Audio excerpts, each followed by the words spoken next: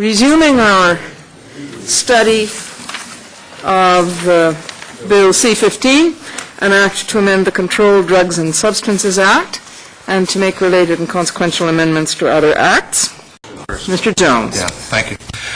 Senators, thank you for the honor of bringing this testimony to you today. The John Howard Societies across Canada are on the front line of the criminal justice system. As you will recall, we are committed to effective, just, and humane responses to the causes and consequences of crime. Our concern today is with Bill C-15, which proposes mandatory minimum sentences for drug crimes. I have been poring over the deliberations of this committee since late September, so I have a pretty good idea of what the committee has heard. So I'm not going to repeat what other witnesses have said. Rather, I'm going to try to correct some of the misinformation in the transcript of previous witnesses. The first point I want to make, however, is this one. Mandatory minimum sentences cannot work as intended because they misunderstand the nature of drug use and trafficking in the context of drug prohibition. The reason for this is straightforward. Drug prohibition, as enacted in the National Anti-Drug Strategy, cannot suspend the laws of supply and demand. The National Anti-Drug Strategy, similar to all previous attempts to make prohibition work better, reproduces this fundamental error in policy and practice. Mandatory minimum sentences seek to make work what cannot succeed.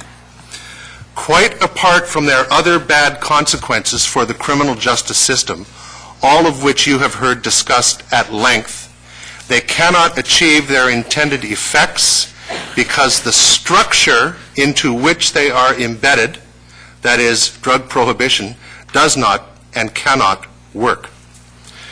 The Minister of Justice, in his October 8th testimony, told you that, quoting his words, "We are not guided by statistics. Indeed, there is ample evidence that this is true." Unfortunately, he is not guided by reality either, because in the absence of aggressive demand reduction for drugs, supply suppression, which is the modus operandi of prohibition, does not work as its defenders claim.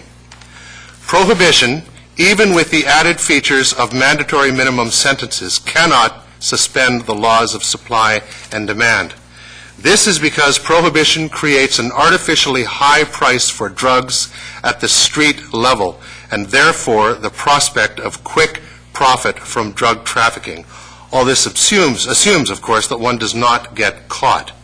But even if one does get caught, the allure of quick money from trafficking draws more people into the market, a feature of drug trafficking called the replacement effect.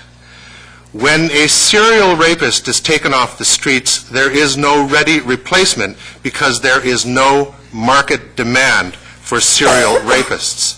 But when a trafficker is taken off the street, there remains a demand for drugs. And so the laws of supply and demand work to ensure that another trafficker will fill the recently created vacancy. Furthermore, there is a pernicious effect of natural selection at work here too. As police pressure increases on drug traffickers, the market evolves according to principles of survival of the fittest. The easy targets are picked off quickly. They are the low-hanging fruit. But the successors adapt their methods to respond to greater police pressure, and this takes the form of an increase in violence. This natural selection effect is currently at work in Mexico, and we saw an outbreak of it on the streets of Vancouver this past summer. When police go to war with the traffickers go to war with each other over the diminished market share. It is right out of first-year economics. The situation has gotten so bad in northern Mexico, for example, that American policymakers are talking about Mexico as a failed state. Even the World Drug Report for 2009 has finally acknowledged the drugs-crime connection, though, of course, still endorsing prohibition. Now I would like to respond to a couple of comments in the record, starting with Mr. Plecas. He invites you to draw conclusions that are not warranted, so it's important to correct him.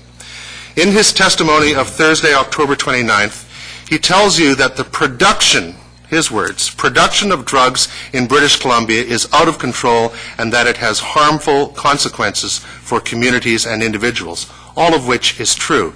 But he never uses the word prohibition, which is to say that he assumes there is no context for drug production and the violence that attaches to it. The fact is that British Columbia also produces a lot of wine and a lot of apples, not to mention fish and forestry products. Yet there is no gang violence for market share of apples or wine. The difference, and Mr. Plecas knows this, is the legal context in which the two markets exist. Furthermore, Mr. Plecas seems to fall into the trap of believing that harsher sentences will, using his words again, using the minister's words actually, send the right message via mandatory minimum sentences. Yet he offers no explanation for why sending the right message has not worked in the United States. Mr. Plecas is inviting you to draw the conclusion that prohibition can be made to work if only judges get tougher and sentences get harsher. Yet he adduces no evidence whatsoever from any other common law jurisdiction, nor does he offer a logical reason why what has not worked elsewhere can be made to work in Canada. The reason is because Mr. Plecas does not want to talk about prohibition, because then he would have to talk about how prohibition creates criminality and violence. Mr. Jones, I wonder if I could ask you to avoid saying what Mr. Plecas wants or doesn't want. We don't know. You can stick to what he said. Okay.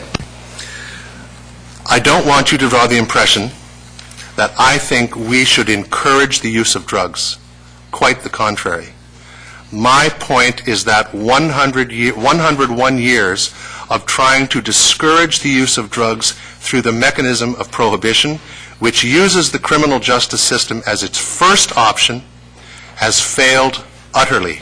And mandatory minimum sentences are only going to incarcerate more people without having an impact on supply or demand on the streets. If we can learn anything from the American experience with mandatory minimum penalties, it is that we, too, will rapidly grow our rate of incarceration, and that the majority of that growth will be people who have pre-existing mental illness and substance abuse issues. They will come disproportionately from minority communities, especially Aboriginals, and the effect of our growing rate of incarceration will have no consequence for changing the structure of demand and supply on the streets. For that reason, in combination with all the other reasons you have heard for rejecting this bill, I urge this Senate committee to exercise its prerogative of sober second thought and tell the government that this strategy is bankrupt. Thank you. Thank you, Mr. Jones.